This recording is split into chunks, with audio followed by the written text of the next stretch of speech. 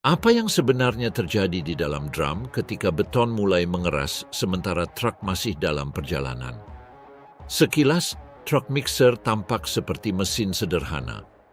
Memiliki rangka yang berat, drum miring, dan putaran konstan yang menunjukkan bahwa material tetap dalam keadaan basah. Namun beton tidak mengering dalam arti kata yang biasa. Ia tidak mengeras karena air menghilang, tetapi karena semen bereaksi dengannya sejak saat pertama mereka bersentuhan, memulai proses yang tidak dapat dibatalkan yang disebut hidrasi. Reaksi ini melepaskan panas, merestrukturisasi struktur internal material, dan secara bertahap mengubah campuran cair menjadi padatan dengan kapasitas struktural, sehingga apa yang diangkut truk bukanlah material statis, melainkan reaksi yang sedang berlangsung.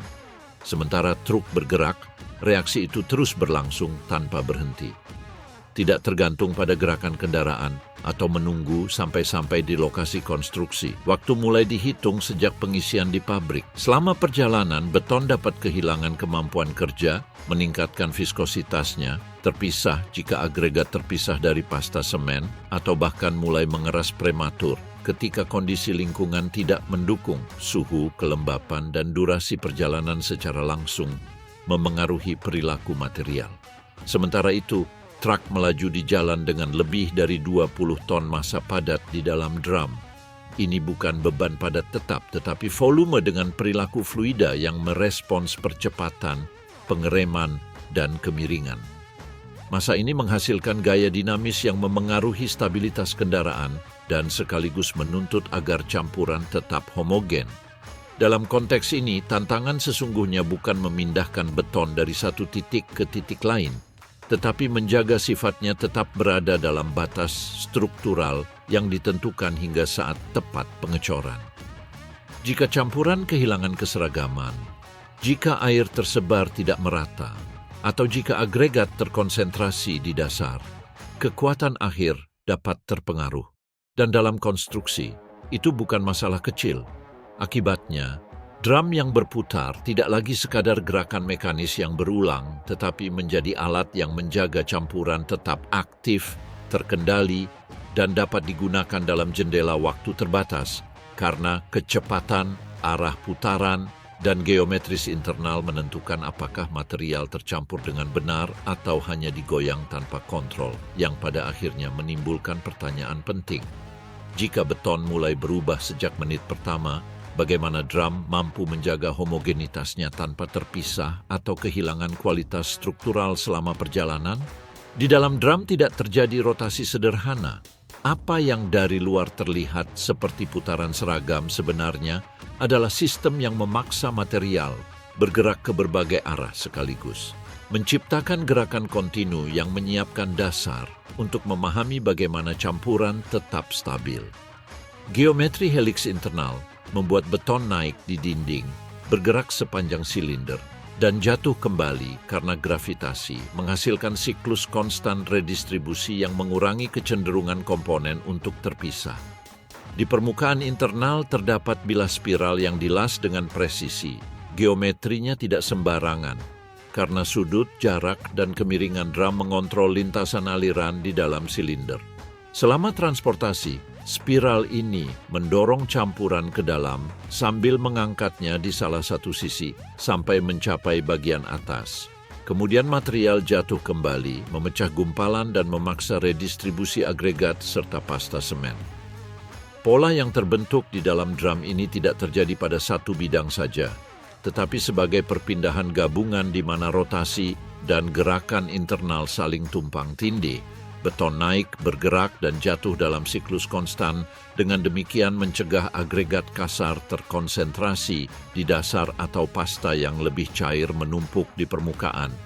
Jika drum hanya mengaduk isi seperti shaker, hasilnya cenderung menjadi segregasi progresif, karena mencampur dalam konteks ini berarti memaksa interaksi terus-menerus antara partikel dengan kepadatan dan ukuran berbeda.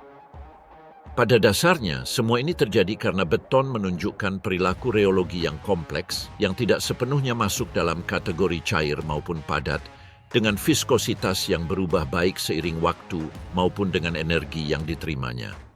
Saat tetap diam, Partikel yang lebih berat cenderung mengendap, sementara gerakan berlebihan dapat memasukkan udara yang tidak diinginkan atau mengubah distribusi air, sehingga drum harus memberikan energi yang tepat untuk mempertahankan homogenitas tanpa mengubah struktur internal campuran. Kecepatan putaran, oleh karena itu, bersifat kritis, karena saat pengisian di pabrik drum berputar dengan kecepatan lebih tinggi untuk menjamin pencampuran yang sempurna, dan begitu truk memulai perjalanan, kecepatan tersebut dikurangi secara signifikan dengan tujuan mempertahankan keseragaman yang dicapai tanpa mencampur kembali dari awal. Kecepatan yang terlalu tinggi bisa merugikan ketika putaran mencapai level di mana muncul gaya sentrifugal yang mampu menekan beton ke dinding, mengurangi jatuh bebas yang diperlukan untuk pencampuran yang efektif, dan meningkatkan baik masuknya udara maupun keausan prematur komponen internal, sementara putaran yang tidak cukup memungkinkan agregat bergerak dan campuran kehilangan kohesi, sehingga keseimbangan akhirnya menjadi masalah rekayasa, bukan intuisi. Selain itu, kemiringan drum memiliki fungsi penting. Sudutnya tidak hanya mendukung aliran internal selama putaran, tetapi juga membantu menjaga pusat gravitasi tetap dalam batas terkontrol saat material bergerak. Interaksi antara geometri, kecepatan, dan massa menentukan bahwa proses ini benar-benar merupakan pencampuran, bukan sekadar pengadukan permukaan. Sistem ini memungkinkan beton tiba di lokasi konstruksi dengan sifat yang seragam, bahkan setelah menempuh beberapa kilometer di bawah kondisi yang bervariasi. Namun kontrol presisi atas kecepatan dan arah putaran itu tidak mungkin dipertahankan jika drum tergantung langsung pada mesin truk.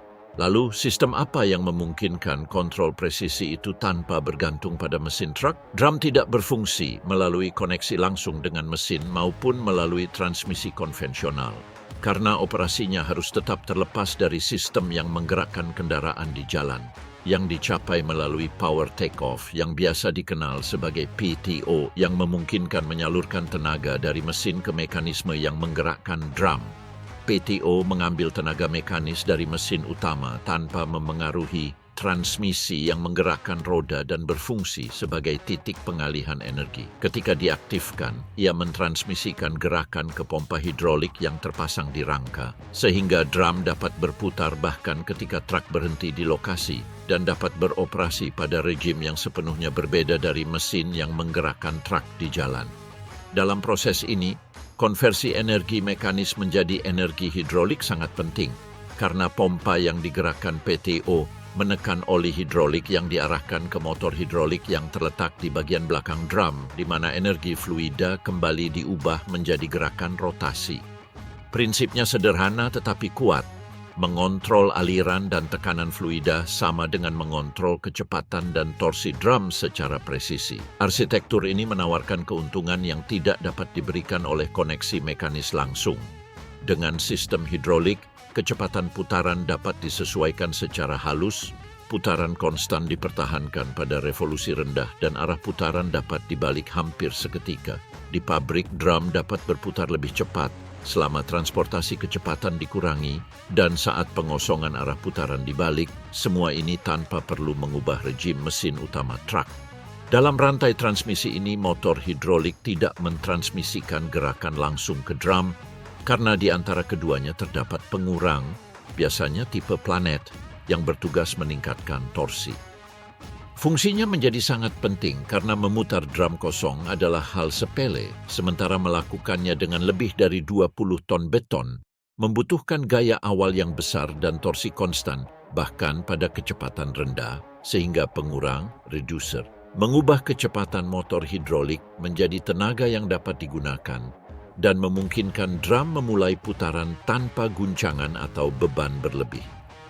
Dalam sirkuit yang sama, sistem ini dilengkapi dengan katup pelepas tekanan dan perangkat pelindung yang bekerja ketika campuran menawarkan resistensi berlebihan atau terjadi penyumbatan parsial, secara otomatis mengatur tekanan untuk mencegah kerusakan pada komponen. Pada saat yang sama, hidrolik bertindak sebagai peredam alami terhadap beban dinamis yang bervariasi, sesuatu yang tidak dapat ditoleransi transmisi kaku dengan efektif yang sama. Mengenai kontrol operasional, ini tidak terbatas hanya pada kabin, karena di bagian belakang truk terdapat pengendali yang memungkinkan operator menyesuaikan kecepatan putaran dan arah putaran sesuai kebutuhan operasi. Sebuah presisi yang penting untuk menyesuaikan perilaku drum dengan berbagai kondisi kerja dan yang pada akhirnya menjadikan kemampuan kontrol independen dari gerakan truk sebagai faktor yang membuat mixer menjadi mesin fungsional di lokasi konstruksi, bukan hanya di jalan raya. Kontrol presisi ini memungkinkan menjaga putaran yang konstan dan dapat disesuaikan untuk mempertahankan homogenitas material selama perjalanan. Namun, meskipun drum dapat bergerak dengan sangat presisi, apa yang diangkut bukanlah muatan padat yang diam, tetapi massa padat dan sebagian fluida yang bergerak di dalam drum dengan setiap percepatan, pengereman, atau tikungan menghasilkan gaya yang harus diserap truk secara real time dan yang langsung memengaruhi perilaku dinamisnya. Dalam konteks ini muncul pertanyaan yang tak terelakkan. Bagaimana perpindahan lebih dari 20 ton beton memengaruhi stabilitas truk saat melaju di jalan? Stabilitas kendaraan tidak hanya bergantung pada total massa yang diangkut, tetapi juga pada bagaimana massa tersebut bergerak di dalam drum karena campuran, meskipun sangat padat, tidak berperilaku sebagai benda kaku, melainkan sebagai sistem dengan sifat baik cairan kental maupun material granular yang tersuspensi yang memperkenalkan tantangan dinamis berbeda dibandingkan muatan padat konvensional. Saat truk mempercepat, inersia menggeser massa ke bagian belakang drum, sedangkan saat pengereman beton cenderung bergerak ke depan dalam silinder dan pada tikungan gaya lateral mendorong campuran ke sisi luar putaran. Sehingga perpindahan internal ini secara sementara mengubah distribusi berat kendaraan. Jika ini adalah muatan padat yang benar-benar tetap, pusat gravitasi akan tetap konstan. Namun dalam mixer, pusat massa dapat bervariasi sedikit tergantung gerakan internal material. Ini berarti stabilitas tidak hanya bergantung pada berat total, tetapi juga pada bagaimana berat itu didistribusikan secara dinamis selama perjalanan. Dalam praktiknya, drum yang sepenuhnya terisi dapat mengangkut lebih dari 20 ton beton selain berat kendaraan itu sendiri, yang berarti pusat gravitasi sudah berada pada posisi tinggi karena kemiringan drum, dan jika ditambah perpindahan lateral material pada tikungan tajam, risiko ketidakstabilan potensial meningkat. Oleh karena itu, truk-truk ini bukan hanya rangka konvensional yang diadaptasi, tetapi dirancang khusus untuk jenis muatan ini.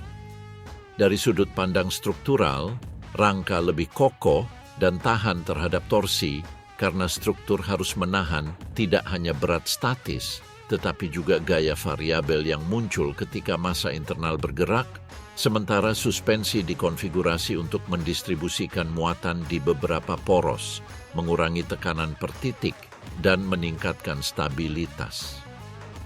Kehadiran poros ganda atau 3 di bagian belakang bukan kebetulan, melainkan untuk menjaga keseimbangan di bawah muatan maksimum. Selain desain struktural, interaksi antara rotasi drum dan dinamika massa juga memainkan peran penting. Gerakan kontinu beton mengurangi akumulasi mendadak dan mencegah volume besar bergerak secara tiba-tiba dalam satu blok. Dengan tetap berada dalam sirkulasi internal yang konstan, massa cenderung tersebar lebih merata, yang meredakan efek percepatan dan pengereman. Putaran tidak hanya mempertahankan campuran, tetapi juga secara tidak langsung berkontribusi pada stabilitas dinamis. Namun, tidak ada desain yang sepenuhnya menghilangkan keterbatasan fisik. Manuver tiba-tiba, tikungan tajam pada kecepatan tinggi, atau lereng curam dapat memperkuat efek perpindahan internal. Itulah sebabnya terdapat rekomendasi operasional yang ketat terkait kecepatan maksimum, radius putar, dan distribusi muatan. Selain itu, peraturan lalu lintas menetapkan batas berat per poros untuk melindungi baik infrastruktur maupun keselamatan kendaraan secara keseluruhan. Teknik truk mixer pada dasarnya merupakan keseimbangan antara massa, tinggi, dan kontrol dinamis. Truk harus mengangkut material berat, menjaga material tetap bergerak, dan pada saat yang sama memastikan stabilitas di jalan. Setiap komponen, dari rangka hingga konfigurasi poros, dirancang untuk menyerap gaya variabel tanpa mengorbankan integritas struktural.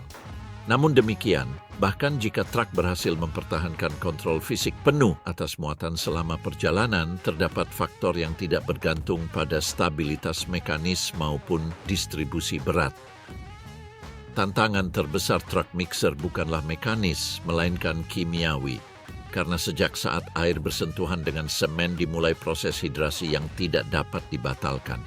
Ini bukan evaporasi atau pengeringan, melainkan reaksi di mana senyawa semen berinteraksi dengan air untuk membentuk struktur kristal baru yang seiring waktu akan menghasilkan padatan yang kaku dan kuat.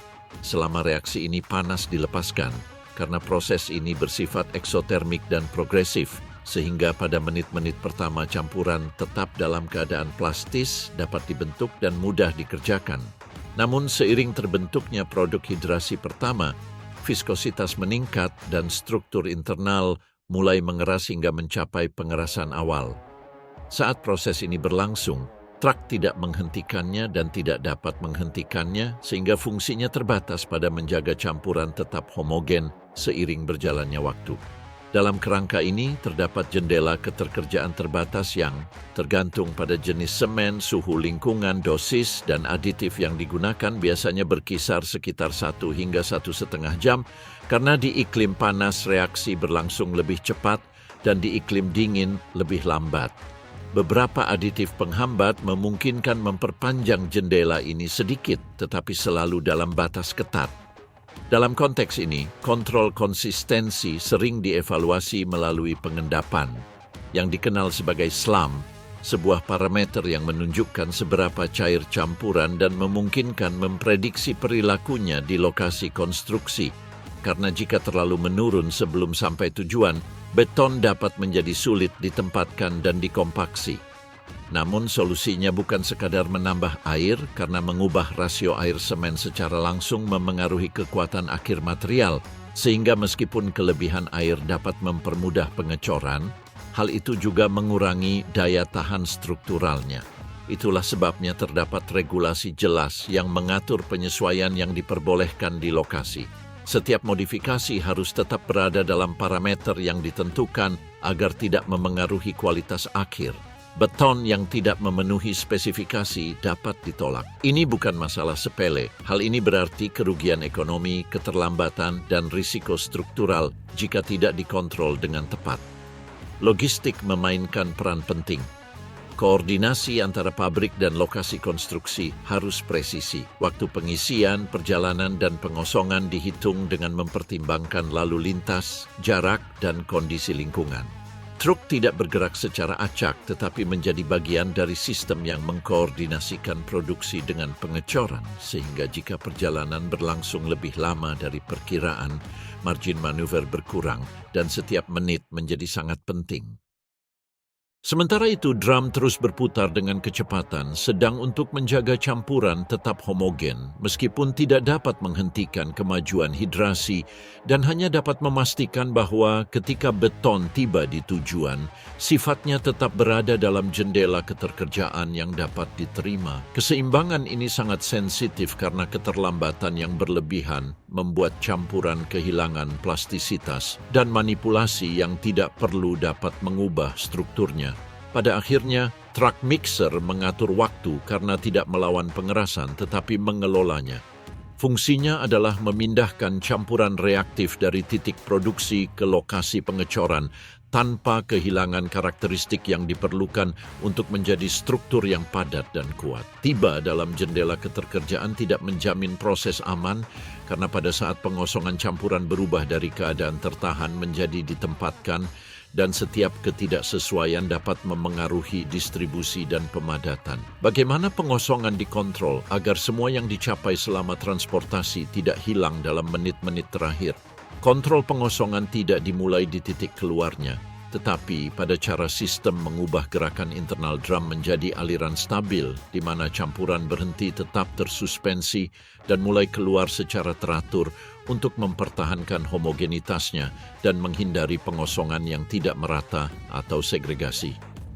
Dalam praktiknya, langkah pertama adalah membalik arah putaran drum sehingga bilah helix yang selama transportasi mendorong material ke dalam, mulai mengarahkannya ke mulut keluaran, mempertahankan gerakan kontinu dan terkontrol saat sistem memasuki fase pengosongan.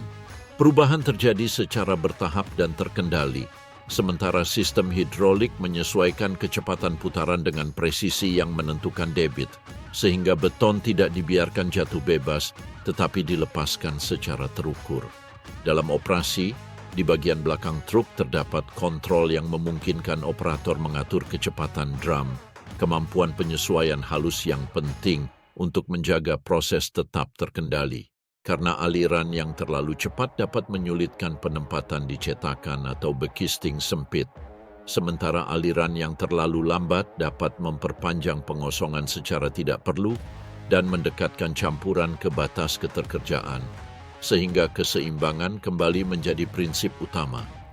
Dalam proses yang sama, selang pengarah belakang juga memainkan peran penting karena dapat disesuaikan kemiringan dan panjangnya untuk mengarahkan aliran ke titik tepat di mana pengecoran diperlukan, sementara dalam situasi di mana beton dipindahkan ke pompa stasioner untuk mencapai ketinggian atau jarak lebih, kontinuitas aliran menjadi kritis karena suplai yang tidak merata dapat menyebabkan penyumbatan pada pipa atau variasi tekanan pompa. Selama pengosongan, beton terus bereaksi secara kimiawi. Jika proses berlangsung terlalu lama, campuran dapat mulai kehilangan plastisitas di dalam drum. Ini tidak hanya menyulitkan pengosongan akhir, tetapi juga meningkatkan usaha yang diperlukan untuk mengosongkan isi sepenuhnya. Di sisi lain, pengosongan yang terlalu cepat dapat memicu segregasi jika material menghantam dengan energi berlebihan atau tidak didistribusikan dengan baik di bekisting. Tujuannya adalah menjaga aliran tetap konstan, merata, dan terkendali, sehingga beton mempertahankan homogenitasnya hingga saat penempatan dan pemadatan.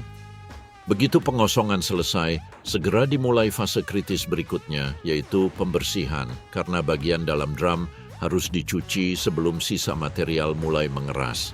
Beton yang mengeras tidak hanya mengurangi volume efektif, tetapi juga menambah berat kendaraan dan mengubah keseimbangan dinamisnya.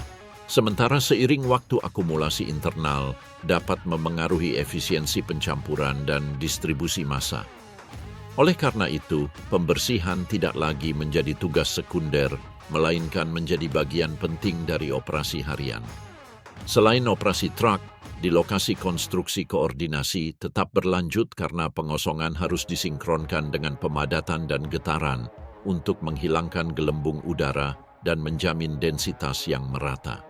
Waktu antara pengosongan dan konsolidasi juga memengaruhi kualitas akhir, sehingga meskipun truk mixer menyerahkan material dalam kondisi optimal, proses konstruksi harus terus berlangsung tanpa gangguan untuk mempertahankan sifat-sifat tersebut.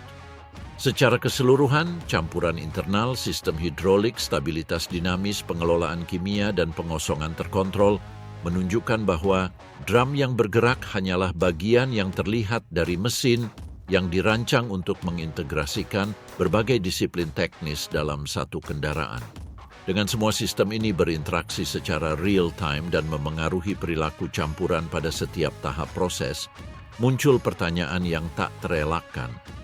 Apa yang sebenarnya menjadikan truk mixer sebuah mesin teknik dan bukan sekadar truk dengan drum yang berputar? Justru karena interaksi konstan antar sistem inilah, truk mixer bukanlah kendaraan angkut dengan drum yang ditambahkan di bagian belakang. Ini adalah mesin yang dirancang untuk mengendalikan proses kimia aktif sekaligus mengelola tonase massa yang bergerak di bawah kondisi nyata di jalan dan lokasi konstruksi. Sepanjang sistem, setiap komponen merespons kebutuhan spesifik dan menjalankan fungsi tertentu dalam keseluruhan. Drum berputar dengan geometri helix yang memaksa material bergerak terus-menerus ke berbagai arah, mencegah segregasi dan menjaga homogenitas, sementara sistem hidrolik memberikan kontrol independen atas kecepatan dan arah putaran untuk menyesuaikan perilaku drum pada setiap fase proses. Pada saat yang sama, rangka yang diperkuat dan konfigurasi poros, ganda, atau lebih memungkinkan menyerap gaya dinamis yang dihasilkan oleh muatan padat yang sedikit berubah posisinya pada setiap percepatan atau tikungan. Bersebelahan dengan sistem mekanis ini, di dalam drum terjadi sesuatu yang tidak dapat dihentikan oleh komponen manapun, hidrasi semen. Beton bereaksi secara kimia sejak menit pertama dan truk tidak menghentikan reaksi itu, tetapi menjaga agar tetap berada dalam jendela keterkerjaan terbatas sambil mengelola waktu, energi pencampuran, dan stabilitas dinamis agar material tiba dalam kondisi optimal dan dapat menjadi struktur yang padat dan tahan lama. Saat tiba waktunya memindahkan campuran ke titik penempatan, pengosongan bukanlah akhir dari tugas, melainkan fase kontrol terakhir, membalik arah putaran, mengatur aliran, dan menyinkronkan pengecoran dengan proses konstruksi merupakan bagian dari operasi yang membutuhkan presisi. Bahkan pembersihan setelahnya adalah tindakan teknik praktis, mencegah akumulasi yang dapat mengubah massa, kapasitas, dan kinerja pada layanan berikutnya. Melihat keseluruhan sistem, persepsi superficial hilang dan jelas bahwa beton tidak mengering, melainkan bereaksi, sehingga truck mixer ada untuk mengelola reaksi itu dalam kondisi dinamis, sekaligus berfungsi sebagai antarmuka bergerak antara pabrik produksi dan lokasi konstruksi, mampu mempertahankan sifat fisik dan kimianya dalam batas-batas ketat. Integrasi mekanika, hidrolika, dinamika massa, dan kimia terapan menjadikan mixer solusi teknis spesifik untuk masalah kompleks, mengangkut material reaktif tanpa kehilangan karakteristik yang diperlukan untuk memenuhi fungsinya secara struktural. Setiap putaran drum, setiap penyesuaian hidrolik, dan setiap penguatan rangka merespons tujuan tersebut. Pada akhirnya, truk mixer tidak sekadar mengangkut beton.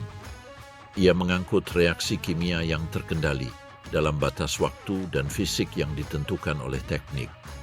Jenis sistem ini mengingatkan kita bahwa bahkan mesin yang paling familiar menyimpan tingkat desain dan pengetahuan yang jarang kita sadari dalam kehidupan sehari-hari.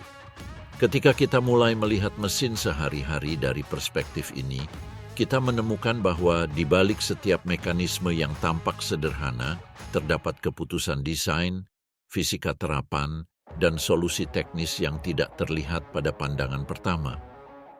Jika ingin terus memahami bagaimana mesin-mesin yang memungkinkan kehidupan kita sehari-hari sebenarnya bekerja, berlanggananlah dan jelajahi video-video lain di kanal ini, karena masih banyak cerita teknik yang menunggu untuk ditemukan dan banyak ide yang bisa dilihat dengan perspektif baru.